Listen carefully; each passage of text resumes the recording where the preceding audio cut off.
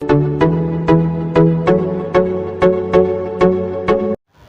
है आप सभी का SP math with motivation class में। और आज के इस वीडियो में हम लोग पढ़ने वाले हैं क्लास 8 का प्रश्नावली 2.2 का पहला क्वेश्चन। तो इसके पहले प्रश्नावली का वीडियो अगर आपने नहीं देखा तो लिंक डिस्क्रिप्शन में दिया गया, वीडियो जरूर देख लें। और अगर आप इस चैनल पर नए हैं तो इस चैनल को सब्सक्राइब करें और बेल आइकन को प्रेस करें ताकि हर आने वाली नई वीडियो सबसे पहले आप तक पहुँच जाए। तो देखिए पहला क्वेश्चन क्या है, योग संक्रिया किए बिना योगफल ज्ञात कीजिए। मतलब आपको योग का काम नहीं करना है लेकिन फिर भी क्या है, योगफल निकालना है। तो देखिए इसका एक नियम है, इसका एक रूल है। तो रूल क्या है, तो देखिए ये सब किस तरह की संख्या है। तो देखिए क्या है, 1 3 5 7 9, ये जो संख्याएं हैं ये क्या है, विषम संख्याएं हैं। और ये कैसी विषम संख्याएं हैं, ये लगातार यानी कि क्रमागत लगातार आने वाली विषम संख्याएं हैं। तो जब भी आपको क्वेश्चन में लगातार विषम संख्याओं का योग दिया रहे तो हम लोग को क्या करना है, ये गिनना है कि कितनी विषम संख्या है। तो कितनी है, 1 2 3 4 5। तो 5 यहाँ पे क्या है, लगातार विषम संख्याएं हैं जो 1 से शुरू होकर आगे बढ़ रही है। तो हमने ये चैप्टर क्या है, वर्ग और वर्गमूल। तो अभी हम लोग वर्गमूल पे नहीं आए हैं, अभी हम लोग वर्ग के पे ही रहेंगे। तो यहाँ पे कितनी विषम संख्या है, 5। और ये कैसे है, लगातार है। तो इसको क्या लिखेंगे, 5 का वर्ग यानी कि 5 का स्क्वायर। तो 5 का स्क्वायर क्या होता है, 5 गुणा 5 यानी कि 5 × 6 = 25। तो यही हो गया हमारा आंसर। ठीक है। अब इसी तरह क्वेश्चन नंबर 2 को बनाना है। तो 2 क्या है, देखिए इसमें कितना विषम संख्या है। देखिए सब क्या है, विषम संख्या है और सब लगातार है, क्रमागत है, 1 से शुरू होके सब आगे जा रही है। तो इसमें कितना है, 1 2 3 4 5 6 7। तो इन सब का योग क्या होगा, 7 का वर्ग। तो 7 का वर्ग क्या होता है, 7 गुणा 7 यानी कि 7 7 49। तो यही हो गया हमारा आंसर। ठीक है। तो अब देखिए हम लोग क्वेश्चन नंबर 3 बनाते हैं। 3 में क्या है, देखिए इसमें कितनी विषम संख्याएं दी गई है, 1 2 3 4 5 6 7 8 9 10 11। तो इन सभी का योग क्या होगा, 11 का वर्ग यानी कि 11 का स्क्वायर। तो 11 का स्क्वायर क्या होता है, 11 गुणा 11। तो 11 और 11 को आप ऊपर नीचे लिख के गुणा कर सकते हैं, करके देख लीजिए। तो क्या आएगा, 11 का वर्ग 121। तो यही हो गया हमारा आंसर। ठीक है। तो चलिए अब हम लोग क्वेश्चन नंबर 2 बनाते हैं। 2 क्या है, निम्नलिखित संख्याओं के वर्गों के बीच कितनी प्राकृत संख्याएं हैं लिखिए। तो देखिए पहले क्या है, 43 और 44, दूसरा और तीसरा 3 क्वेश्चन है। क्वेश्चन क्या कह रहा है कि 43 का वर्ग निकालेंगे यानी कि इसका स्क्वायर करके इसको 2 बार गुणा करेंगे, फिर 44 का वर्ग निकालेंगे और उन दोनों के बीच कितनी संख्याएं हैं ये हमें ज्ञात करना है। तो देखिए इसका एक नियम है, ठीक है, एक रूल है जो कि बहुत ही आसान है, उसकी मदद से हम लोग बनाएंगे। तो वो रूल कहाँ पे उपयोग होगा, जब 2 लगातार संख्याएं दिए रहेंगे। ठीक है। अगर मान लीजिए यहाँ पे 43, यहाँ पे 48 47 रहेगा तो वो नियम काम नहीं करेगा। देखिए यहाँ पे भी 14 15 2 लगातार संख्याएं हैं, यहाँ पे 34 और 35 2 लगातार संख्या है। ठीक है। तो 43 का स्क्वायर और 44 का स्क्वायर करेंगे तो 2 संख्या मिलेंगे, तो उन दोनों के बीच कितनी संख्याएं आएंगी वो हमें निकालना है। तो देखिए पहले हम लोग 1 नंबर को हल करते हैं। तो देखिए इसका नियम क्या है, इसमें n और हमें n+1 पता करना। तो देखिए अगर हम लोग 43 को n मान लेते तो n बराबर क्या है, 43।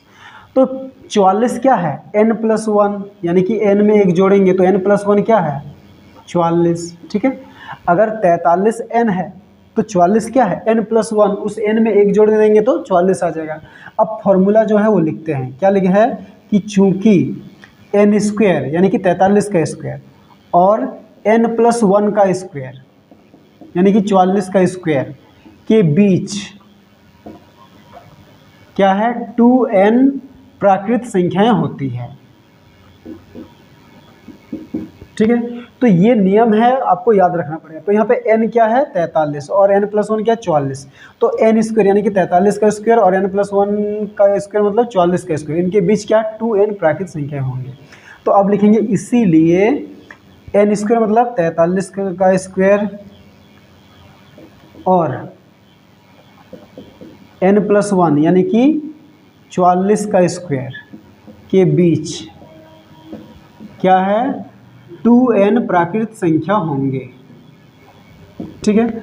तो यहाँ से हम लोग आंसर निकालते हैं 2n, तो 2 और n, 2n से हम लोग आंसर निकालेंगे। तो 2 के जगह 2 लिखेंगे और n का मान क्या है, n का मान देखिए क्या है, 43। ठीक है। अब 2 से गुणा करते, 2 तिया 6, 2 चौके 8, यानी कि 43 का स्क्वायर और 44 का स्क्वायर हम लोग निकालेंगे और तो उनके बीच हमें कितना है, 86 प्राकृत संख्याएं मिलेंगी। ठीक है। तो यही हो गया हमारा आंसर। तो चलिए अब हम लोग ये 2 नंबर बनाते हैं। 2 नंबर में क्या है 14 और 15, ठीक है। तो देखिए इसमें हम लोग पहले n निकालते हैं, n पता करते हैं। तो n क्या है, n बराबर है 14 और n + 1 क्या है 15, ठीक है। तो अब हम लोग वो फॉर्मूला लिखते हैं क्या, चूंकि n² और n + 1 के स्क्वायर के बीच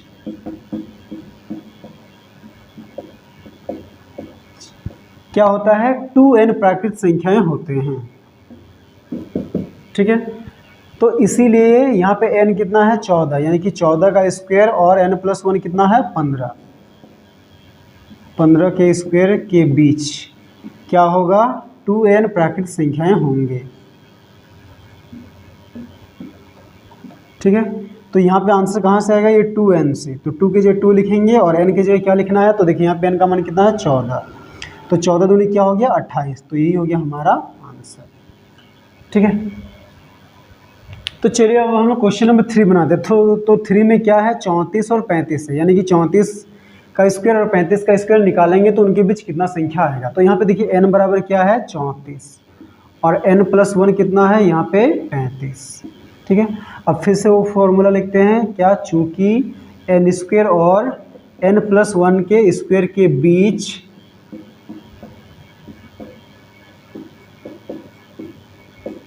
क्या होते हैं 2n प्राकृत संख्याएं होते हैं, ठीक है।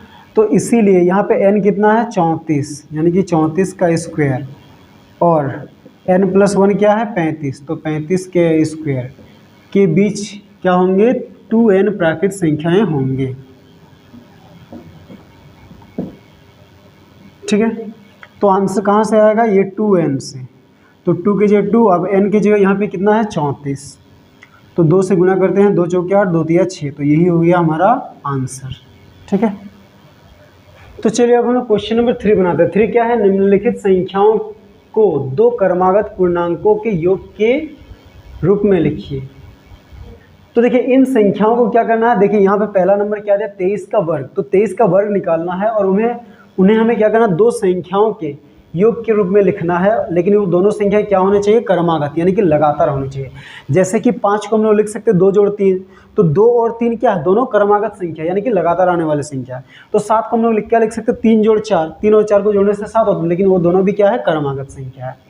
तो उसी तरह देखिए एक नंबर क्या है 23 का स्क्वायर, तो 23 का स्क्वायर मतलब हम लोग 23 का स्क्वायर करते हैं। तो चलिए रफ में हम लोग कर लेते हैं, 23 को 2 बार गुणा करते हैं, 3 तिया 9, 3 दूनी 6, 2 तिया 6, 2 दूनी 4, तो 9 6 6 12 5, तो कितना आया 23 का वर्ग देखिए आया 529, ठीक है।